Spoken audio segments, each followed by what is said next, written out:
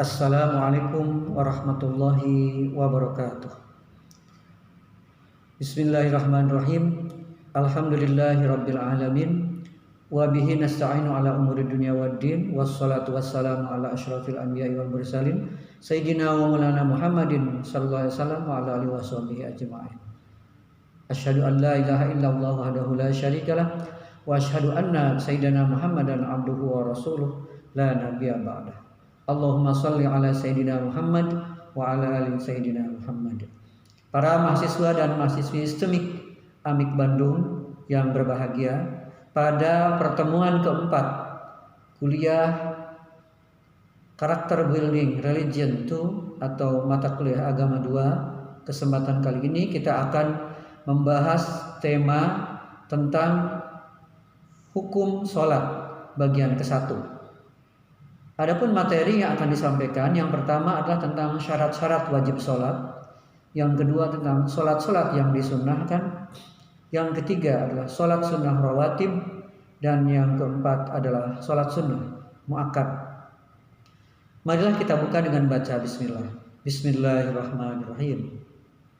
Yang pertama dari materi tentang hukum sholat bagian ke-1, mata kuliah ini capaian mata kuliahnya adalah mahasiswa mengetahui hukum-hukum sholat, yaitu berkisar syarat-syarat wajib sholat, sholat-sholat yang disunahkan, sholat sunnah rawatib, sholat sunnah muakkad, dan mampu mempraktikkannya dengan baik dan benar. Para mahasiswa dan mahasiswa sekalian yang berbahagia, perintah sholat di dalam Al-Quran banyak sekali, di antaranya sebagaimana firman Allah Subhanahu wa taala dalam surah Al-Baqarah ayat 43. Wa aqimus sholata wa atuz zakata warka'u ma'ar raki'in. Dan dirikanlah salat dan keluarkanlah zakat dan tunduklah atau ruku bersama orang-orang yang ruku. Juga di dalam surah yang lain, surah Al-Baqarah ayat 45, surah Al-Ankabut ayat 45. Bismillahirrahmanirrahim. Wa aqimis sholata innas sholata tanha 'anil fahsya'i wal munkar. Kerjakanlah salat, sesungguhnya salat itu mencegah perbuatan keji dan mungkar. Selanjutnya syarat-syarat wajib salat. Yang pertama, orang yang wajib melaksanakan salat itu harus beragama Islam. Yang kedua, sudah baligh dan berakal. Laki-laki balik itu dimulai dari usia 15 tahun atau sudah keluar mani. Kemudian bagi perempuan minimal usia 9 tahun atau sudah keluar darah haid. Dan selain balik juga berakal.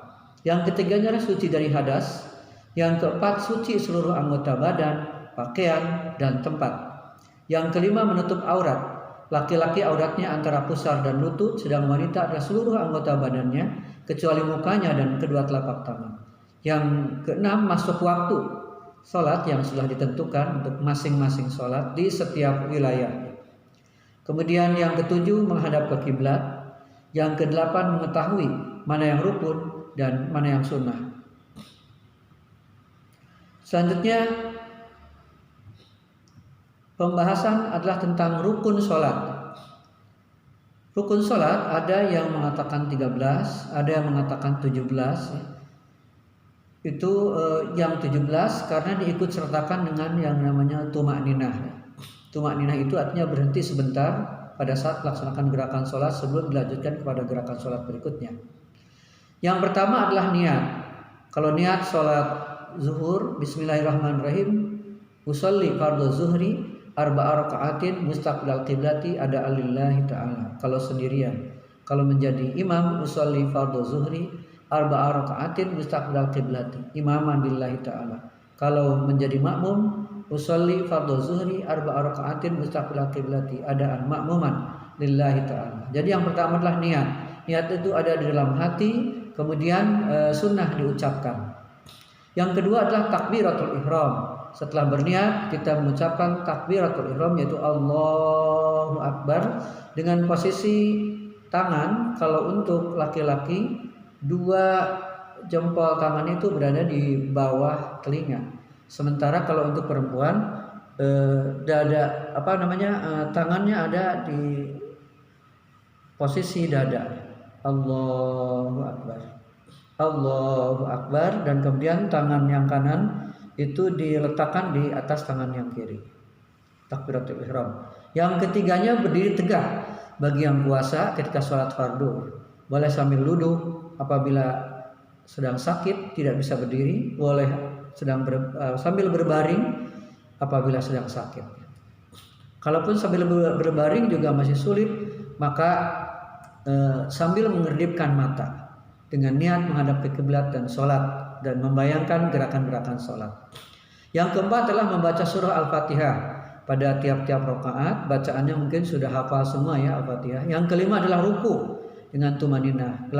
Gerakan ruku itu adalah dengan membungkukkan badan dan antara kaki yang berdiri dengan bungkuknya badan itu kurang lebih posisi 45 derajat ya.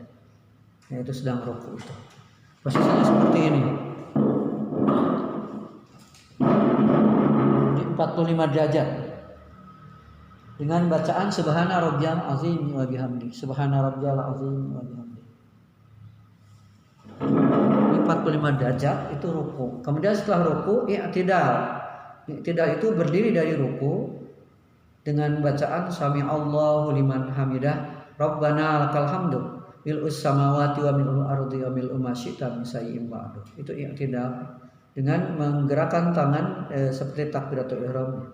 Sami Allahu liman hamidah rabbana lakal hamdu mil'us samawati wa mil'ul ardi wa mil'u ma syi'ta min syai'in ba'du. Kemudian gerakan berikutnya atau rukun berikutnya adalah sujud. Baik itu sujud sujud 2 kali ya dengan tumakninah. Sujud itu meletakkan hidung, dahi itu di atas sajadah atau di atas lantai dengan dengan letak sujud anggota sujud dahi dan hidungnya itu satu arah. Sama. Subhana rabbiyal a'la wa bihamdi, subhana rabbiyal a'la wa bihamdi, subhana rabbiyal a'la wa bihamdi 3 kali ya. Kemudian setelah sujud pertama bangun itu adalah rukun yang ketujuh, rukun ke-8 maksudnya. Duduk di antara 2 sujud dengan tumakninah, dengan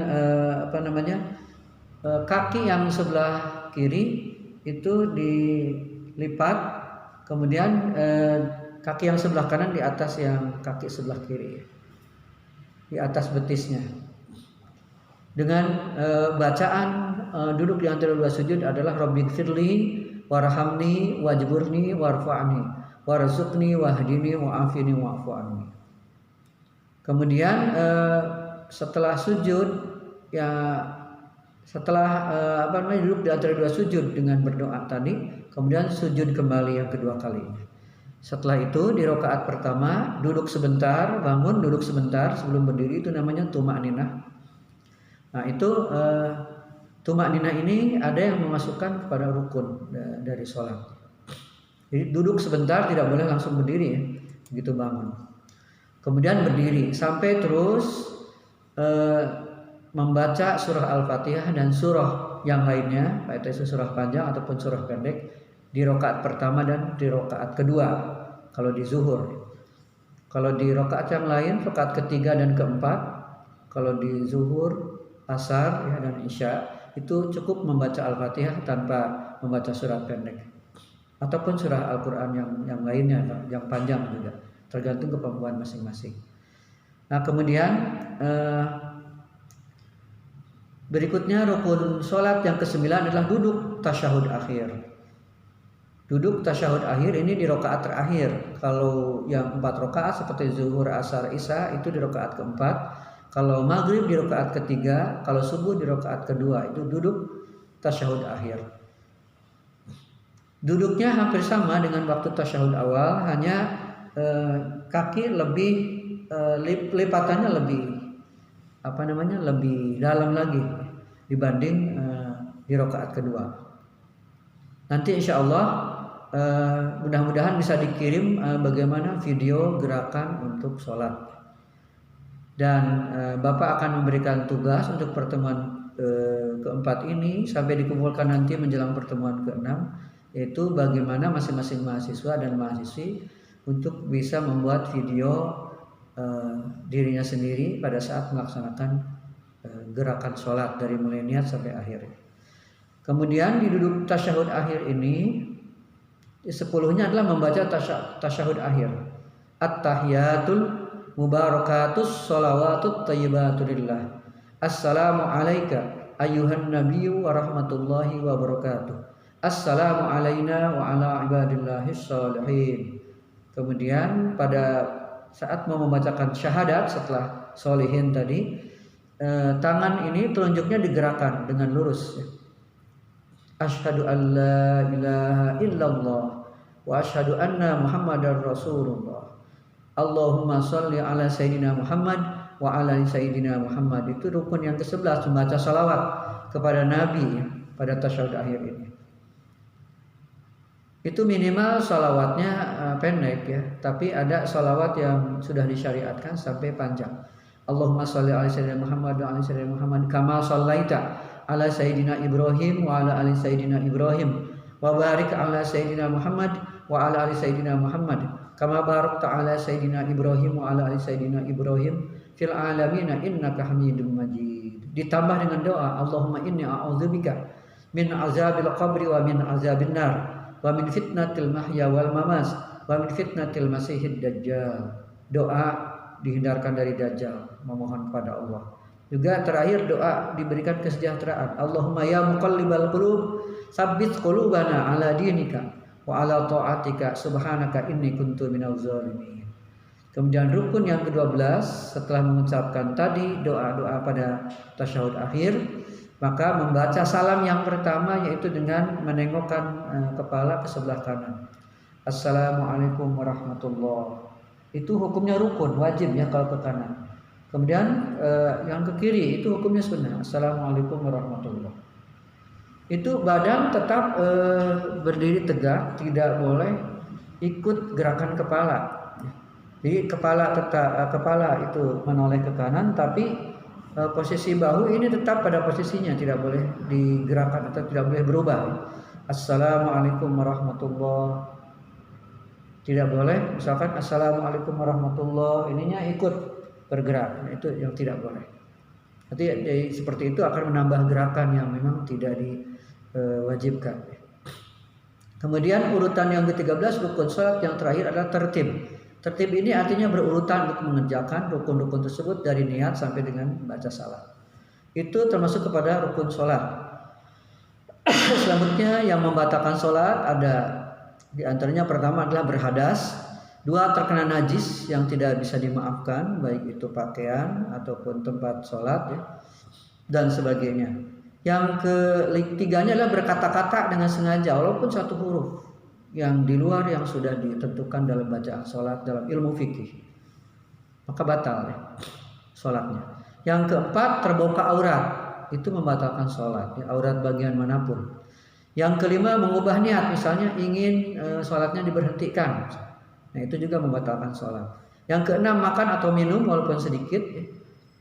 Misalkan ada di sela-sela gigi ada sesuatu makanan kemudian kita telan, nah itu sudah membatalkan sholat.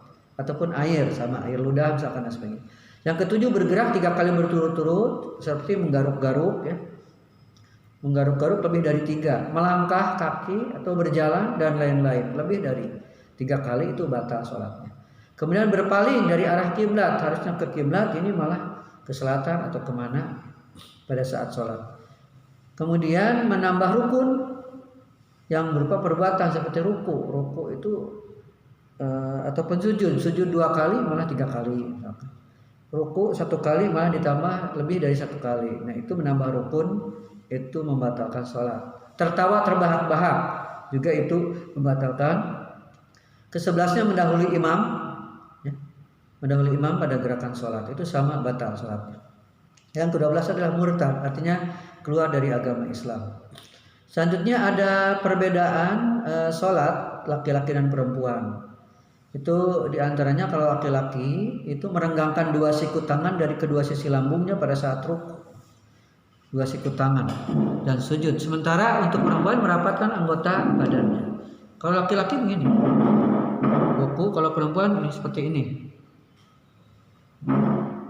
Itu bedanya. Saat sujud juga sama ya. Jadi menopang dada kalau untuk perempuan. Kemudian ruku dan sujud itu mengangkat perut dari dua pahanya. Kalau laki-laki taruh perempuan disuruh meletakkan perutnya pada dada, dua pahanya ketika ruku dan sujud. Laki-laki menyanyikan suara bacaannya di tempat yang waktunya harus keras, sementara perempuan merendahkan suara bacaannya di hadapan laki-laki lain yang bukan muhrimnya. Kemudian mengingat laki-laki mengingatkan imam yang lupa dengan membaca tasbih. Kalau imam lupa subhanallah, lupa bacaan atau lupa gerakan sholat. Kalau makmum yang mengingatkan maka baca subhanallah. Tapi kalau perempuan mengingatkan imam yang lupa dengan menumpukan tangan ke punggung tangan kirinya. Seperti ini.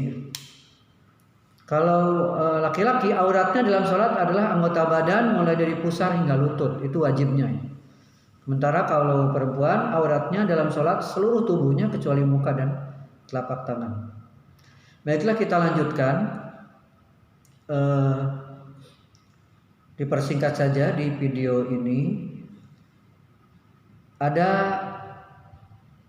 bahasan berikutnya ya. Nanti Bapak lihat di PowerPoint ini.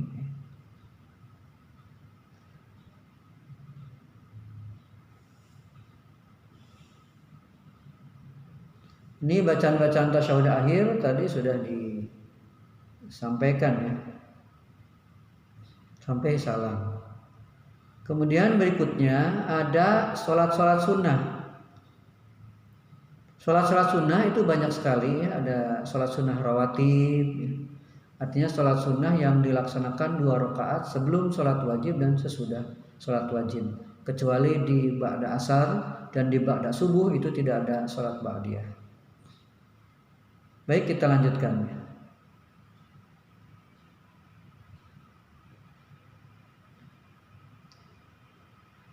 Sholat-sholat yang disunahkan itu tadi ada sholat sunnah rawatib ya.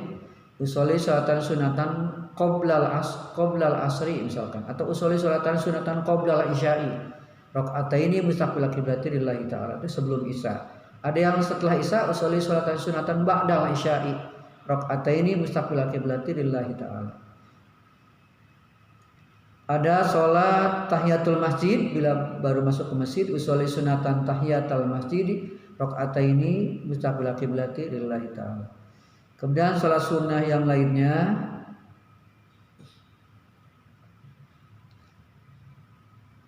ada di sini sholat sunnah duha, yaitu dilaksanakan seputar jam 7 lah sampai dengan jam 11-an. Itu dari mulai matahari naik sepenggal sampai dengan hampir menjelang ke matahari mau tergelincir ya, mau ke atas ya. Usolli sunatal duha rakaataini mustaqbil qiblati lillahi ta'ala.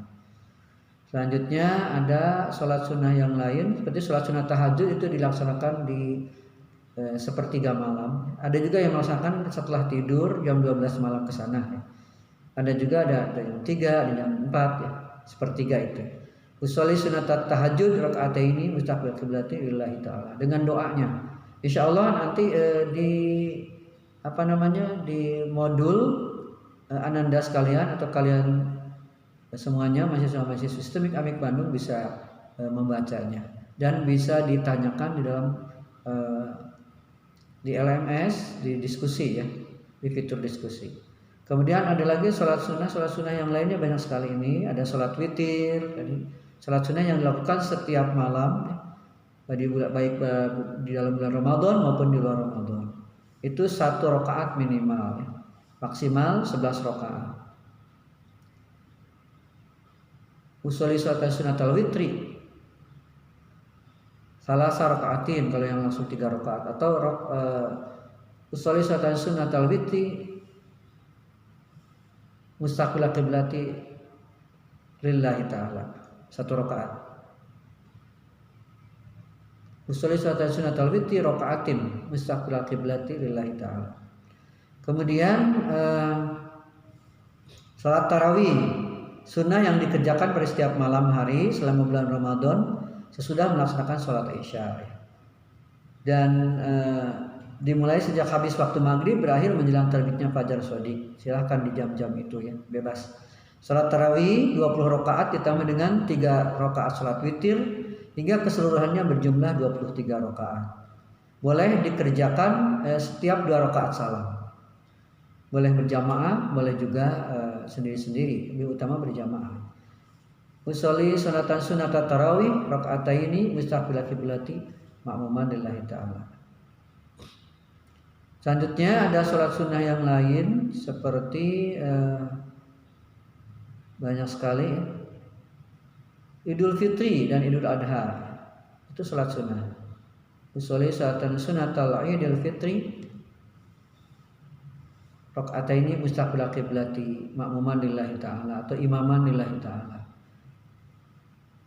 Atau Idul Adha usolli sunatan sunatal Idul Adha rakaataini mustaqbil qiblati ma'muman lillahi ta'ala atau imaman lillahi ta'ala. Barangkali video singkat mudah-mudahan bisa memberikan gambaran tentang pembahasan kita kali ini. Mudah-mudahan bisa bermanfaat dan lebih luasnya lagi kita kembangkan di dalam diskusi ya, di tempat yang sudah disiapkan, tempat dan waktu yang sudah disiapkan. Terima kasih atas segala perhatiannya. Wassalamualaikum warahmatullahi wabarakatuh.